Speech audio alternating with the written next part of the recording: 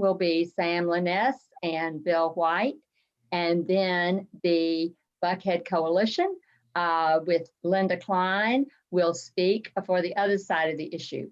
We will then they will each speak for 15 minutes, and then we will have 10 minutes of 5 minutes each for each side to clarify.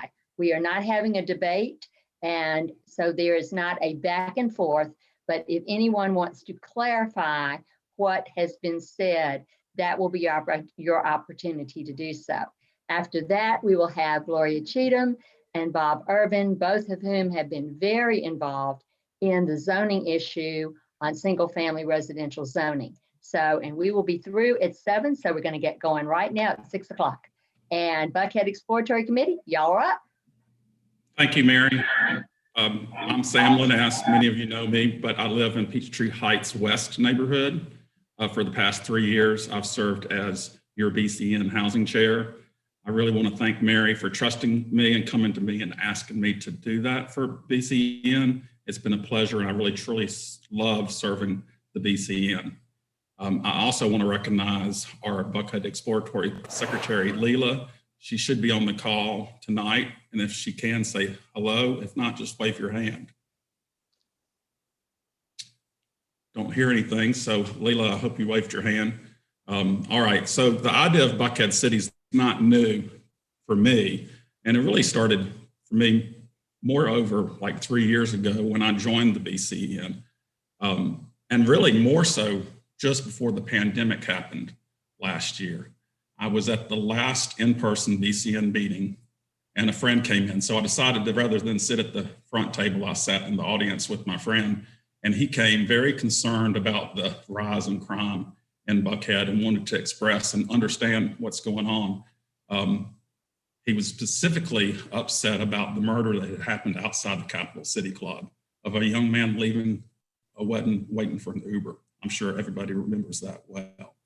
So after I talked to him for some time at the meeting and after the meeting, I said, you know, this idea of Buckhead City, somebody really needs to step up and do something. And it occurred to me, rather than keep looking for somebody to do it, it was time for me to do it. So I kind of went out and about with my friends and talked seriously to people about the idea and that maybe I would take the charge. So all that said, what happened was a grassroots movement started, and we asked to have a YouTube Live July of 2020. And we're asking from volunteers and just to try to understand the idea and what it might mean. Now, remember, early in the pandemic, our crime rates went down to almost zero. People weren't going out. Everything seemed very different, very quiet. But shortly thereafter, the Atlanta city handcuffed all of our police officers, and the criminals knew that there was no enforcement and they could just take over our streets. That's when things really went to hell. We had already kind of started talking about a Buckhead City, but you have to know that that was not the cause of it. This kind of catapulted it a little bit. But so not long after we had our Zoom call, we got together and had a committee, and we decided to elect a board. That's where I was elected president and CEO of the Buckhead Exploratory Committee. We began our legal work. We formed our 501c4. We opened up our bank account. We raised some seed money, and we got started meeting with all the experts that had done cities within our neighborhood. And we wanted to explore all the options. So that a lot of work had happened. Since then, we started listening to people's stories, understanding what the people felt that live here in Buckhead. And then we hosted another YouTube Live January of 2021. Now remember, at that time, everything was also still on the table, but really nobody was coming to us, giving us any solutions other than cityhood. And we knew, being an odd year, the legislature required us to drop a bill now in 2021, or we'd have to wait until 2023. So we, as the Buckhead Exploratory Committee, wrote a bill and have dropped it for you, the citizens of Buckhead. So that kind of takes my timetable up to a few weeks ago. And so right now, I'd like to introduce you to Bill White. Bill was recently elected the president of the Paces neighborhood. He's also appointed our CEO and chair for Buckhead Exploratory Committee. I'm going to remain the founder and president of the group, but I think Bill can take the rest of the presentation from here. I need to intervene 1 second. Rick Hamilton, I just got notice that it's not allowing more people than 100 to come in. Can you please make sure we can get some more people in? We've got people waiting to join. Okay, I'll see what I can do. Gordon, I'm going to call you. Okay, all right. Thank you, gentlemen. Okay, you may continue, but we've got people that want to get on. We are recording this, but we've got people that want to get on that somehow are not able to. Yeah, do you want us to wait at all, Mary, for a second, or? I won't take up all that time, so if you want to wait, otherwise we could continue, whatever you'd like to do. I really think we ought to keep going. We Okay. will have this recorded. It'll be on Facebook. So anyone who wants to see the entire recording can certainly do it, but we will try to get this done as quickly as we possibly can. Okay, as you wish, thank you. So Okay. I want to thank Sam very much. We are both working with Leila Laniato, who is our great secretary, who's a member of the executive committee. She's home taking care of a sick child right now, which is maybe why she couldn't wave or say something there. But Mary, wanted to thank you very much for your leadership of the BCN and everything else that you're doing for the people and the great people of Atlanta, and of course, the people of Buckhead. I want to also thank Deborah Wathen, who we had a chance to meet with you all recently about us getting more involved with the BCN and keeping up with your great work. And we thank everybody for their leadership and their love of our great communities here in Atlanta. We want to thank you all for being here tonight to learn how we are working to protect our homes, our families, our fellow neighbors, and indeed our livelihoods. We are all here because we love Buckhead, and we are all here because we love Atlanta. For the ones not familiar with us, we are the Buckhead Exploratory Committee, or BEC. We came together before the pandemic because we were worried about our community. We all are from different backgrounds, but we shared the passion for our beloved neighborhoods. We got tired of complaining and not having a seat at the table, so we decided to do something about it. We voted among a group of people, and we have selected what is now the BEC Executive Committee, and you just heard from Sam, and Leila is on board as well. Behind us, we have several hundred volunteers who are all various experts in the fields that are associated with such an effort, and we are not alone. Our efforts in the community started advertising the crime in our community. We no longer were blindfolded. The crime kept trending up, and we got used to hearing horror stories about home break-ins. I'm a victim of some of that crime in our neighborhood of Paces, and we kept seeing crime trend up. The shootings on our streets, 25 last weekend with a 15-year-old boy dead. Carjackings at all of our gas stations in Buckhead have experienced at least one or two of those, and you name it, it goes on and on. We decided that we were not okay with this, and whatever efforts were being put in place by the city and various very dedicated, amazing folks in the Buckhead Coalition and in other great groups were not enough. The city of Atlanta, we believe, has exploited the beautiful people of Buckhead for way too long, and for so many years, in fact. They have taken advantage of our spirit, our work ethic, and our generosity.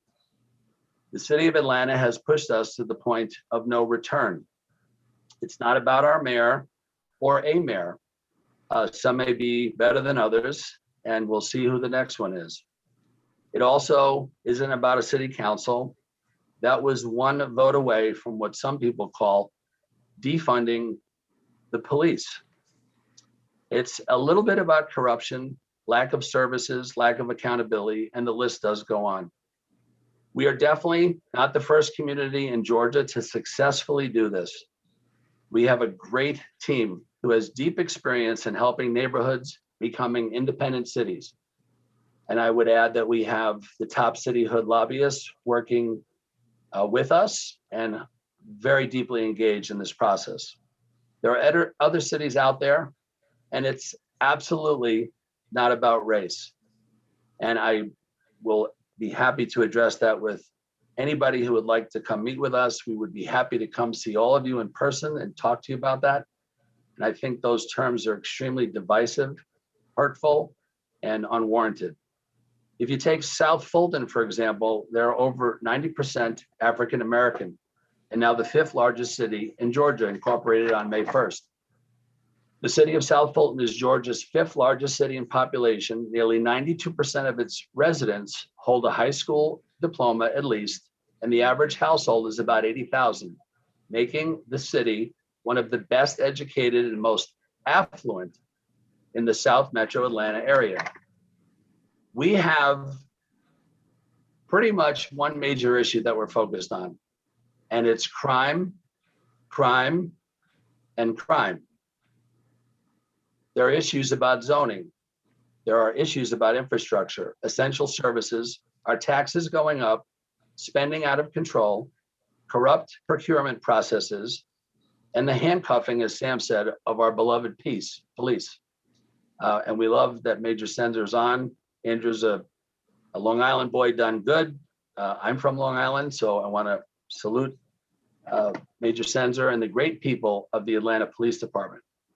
I was leaving a Brookhaven establishment the other day, and a police officer was there. I went up and thanked him, and he told me he was a sergeant in the Atlanta Police Department. I talked to him, and he explained to me that he felt that the Atlanta police has been demoralized, it has been vilified, and that the committing folks of crime are being victimized as victims. So it's a messed up situation. So he went over and left his job as a sergeant in the Atlanta Police Department, along with almost 450 Atlanta police officers have quit the job because of the lack of respect, appreciation, and honor that we should be giving them. There is a lot of opposition to our cause. We understand that. And I just suggest that everybody follow the money on that. Most of the loudest voices, who we are happy to talk with you about in person, do not even live in Buckhead. And so that is very distressful to us. Our businesses are suffering, and we have a pathway forward. So right now, we have raised almost $500,000 of the $1.5 million we need to get us through a referendum on the November ballot next year. We have 2 bills that have been dropped in the Senate and the Assembly. We had an accidental vote in the Assembly on the last day, April 1st, and there was no joke there, where we had 105 Assembly members vote to support a Buckhead city. We are raising money now. We are looking for new members, and we have thousands of households, literally thousands, that have joined our effort. And if you want to know more about us, you can go to becnow.com. You can join, you can volunteer, you can donate. I would like to address some of the misinformation, if I could, Mary, just for about a minute, and you can cut me off at any point, just give me a thumbs up, is that there are many neighborhoods represented on our call tonight who are working so hard for their respective beloved neighborhoods, but it will be only the registered voters of the map that's been drawn for our Buckhead city that will be voting on this. The mayor does not have the approval process. The city council does not. The voters in the greater Atlanta area do not. But the process is well underway. And I think it's important to recognize that we have come further than any entity attempting to get this done. And we've been doing our homework, and we are fully committed because we have filed for divorce. The divorce is final. There is not a other solution for us. A lot of folks had said once Mayor Bottoms announced she wasn't running, what are you going to do now?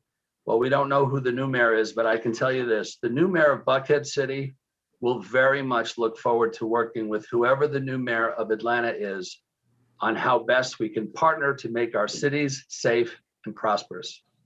And I really thank you for your time, and we are very open to meeting with all of you and talking to you. And we are very interested to hear all of the reasons why you believe this is a tough decision. And we are also very interested to hear those that support us. And we want to talk to all of you. Thank you, Bill. Thank you very much. Linda, you now, it is your turn. You're still muted. Okay, now you're unmuted. Okay. Okay, I didn't know how that was going to work. And good evening, everyone. I'm Linda Klein. I'm your neighbor. I live and work here in the heart of Buckhead. I'm a volunteer, and I'm speaking to you in my personal capacity. My remarks have not been shared or reviewed with any member of the Buckhead Coalition. These are my words.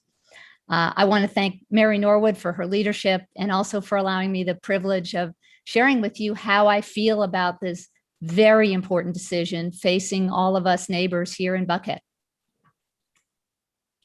Many years ago, I would shop at the Sears that's now the site of the St. Regis Hotel. The place where I live now was the Boomershine Oldsmobile dealer. I remember when they replaced the window in my 1984 Olds Cutlass. Many people remark that in Atlanta, we frequently give directions by noting where something used to be. You would go over to where the Sears used to be and you turn right. And I admit that I do that too. And we all think about how things used to be. And in hindsight, they may look better. As our city grew into a great global service economy with the busiest airport in the world, we didn't sit on the sidelines. We participated. We welcomed visitors, tourists, and conventioneers, and of course, their money. And with that growth came opportunity. And as the city grew and prospered, so did all of us. And as I reflect on all of this, I can't believe where we are. I can't believe how we've come to this. And like you all, I'm disgusted and distressed by the increase in violent crime around us. I've become extra careful and I don't like how it feels and how it burdens me. Crime is my number 1, 2, and 3 issue also. The current distress of a violent crime crisis here in Buckhead and around the entire city, it's real, it's understandable, and it's unsustainable. The deterioration of city services, zoning ordinances that harm our neighborhoods, and continued corrosion of ethics at City Hall, also unacceptable. And I agree with a lot of what Mr. Linnaeus and Mr. White say. We all love Buckhead. But when I ask myself, what's the best way to fix this? Respectfully, I come to a different conclusion. After great thought, the conclusion to me is obvious. It's to get out there and work to elect officials who will lead on these issues and improve our city with citywide collaboration, while at the same time helping us, Buckhead neighbors, to directly implement policies to help keep us safe. The election is this year. It's the better, faster, and least expensive way to be heard, and we can be heard. Separating from the city of Atlanta, it's not the answer. It's the most expensive, slowest, and least efficient solution. Here's why. The process to create a new city is lengthy and it's complicated with legal, legislative, and political obstacles and entanglements all along the way. Here's the process. First, a local group decides it wants to incorporate, and this has clearly happened. And second, a bill sponsored by a member of the state legislature is introduced, and a placeholder bill was introduced in the final hours of the last day of the 2021 legislative session by Representative Jones, who lives in Forsyth County, not Fulton. Next, a feasibility study needs to be done to see whether the new city would be viable. I understand that all of the 4 excellent Georgia universities with our state's experts in urban planning, the universities that did the studies for the prior cities formed, such as Sandy Springs and Johns Creek, those 4 universities, they all are unwilling to do this study. Also, a second bill besides the one introduced by Mr. Jones from Forsyth needs to be introduced in the General Assembly, and that's considered the local bill. And that generally requires support from a majority of the House and Senate local delegations. And I understand that not a single local legislator has signed on, and I believe that this is unprecedented. Then if the House and Senate receive and pass the two bills, they go to the governor's desk. Again, this would happen in the 2022 legislative session. If the governor signs it, a referendum is then placed on the ballot. So the earliest this referendum could take place is November of 2022. Well, who will vote in 2022? Mr. White is correct. Only the people in the new proposed city will get to vote, but we don't know who they are. I understand that on Tuesday, the Buckhead Republicans were told that this has not been decided. Every neighborhood deserves to know now whether or not it's going to be included.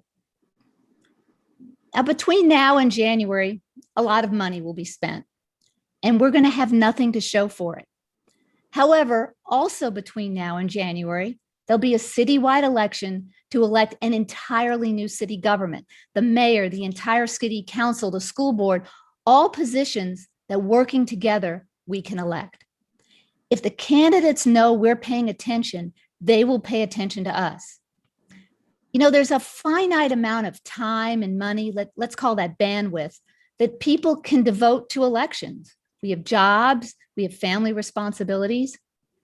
And I submit that this cityhood proposal is a dangerous distraction at a critical time. It takes our eye off the ball of electing the best. But worse, it gives folks in other areas of the city an opportunity to use Buckhead as a scapegoat to elect candidates who will say, well, why listen to Buckhead? They don't want to be with us. They're leaving. Don't listen to them. Well, what happens if the Buckhead cityhood bill passes and we suddenly live in a new city? We would begin the expensive process of creating another set of bureaucrats like city managers, elected officials, a mayor, a city council, a city hall, a court system, a courthouse, tax collectors, zoning, parks, fire, police, et cetera, et cetera. And this is included in the bill before the legislature, despite what perhaps you've heard about a stripped down government.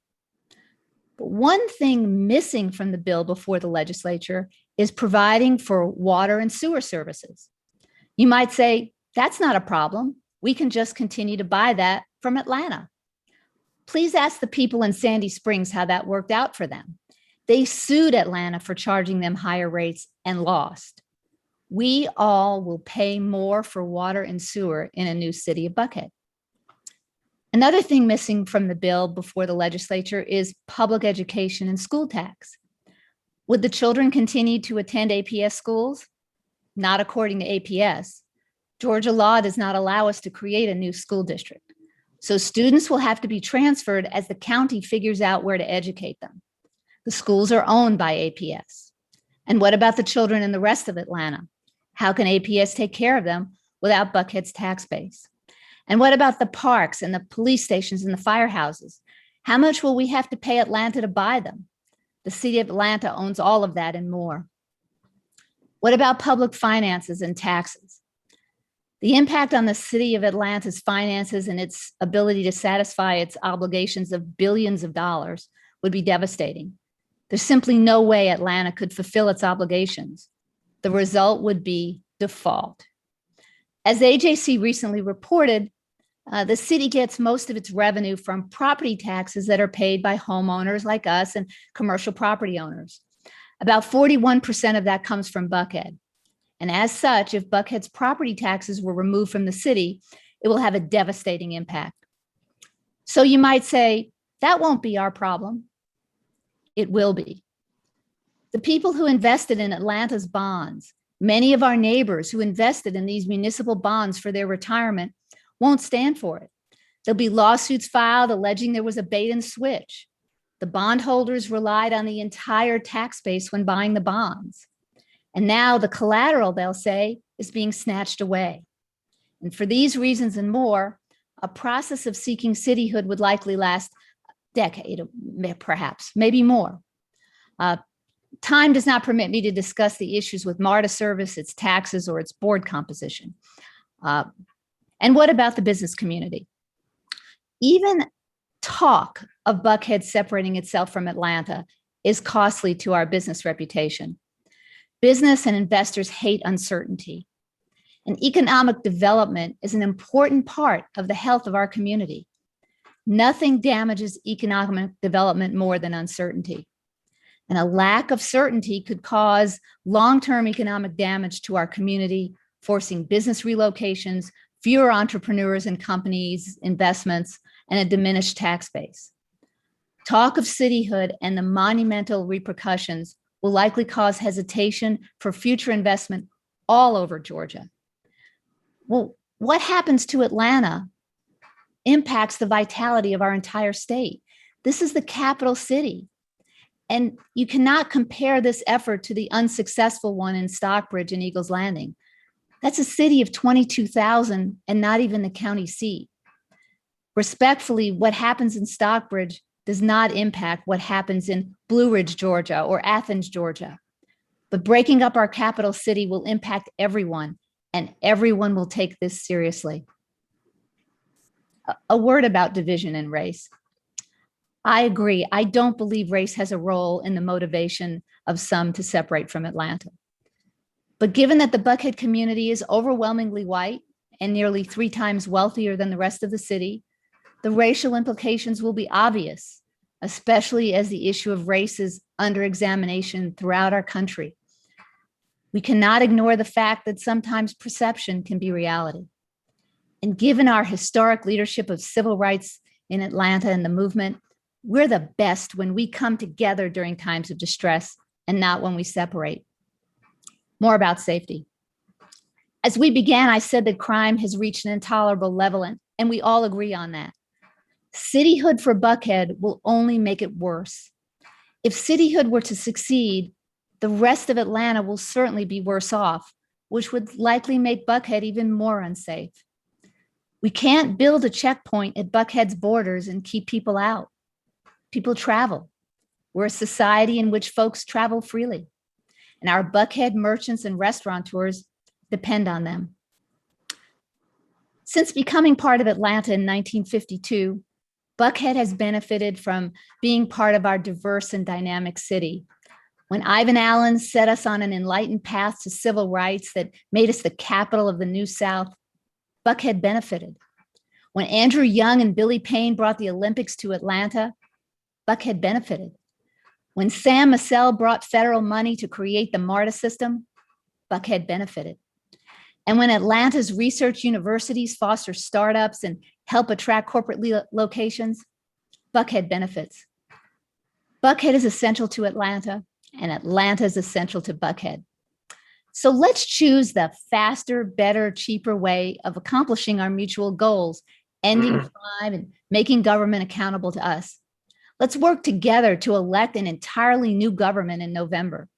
We'll have our result before January instead of then beginning the legislative process and years of litigation.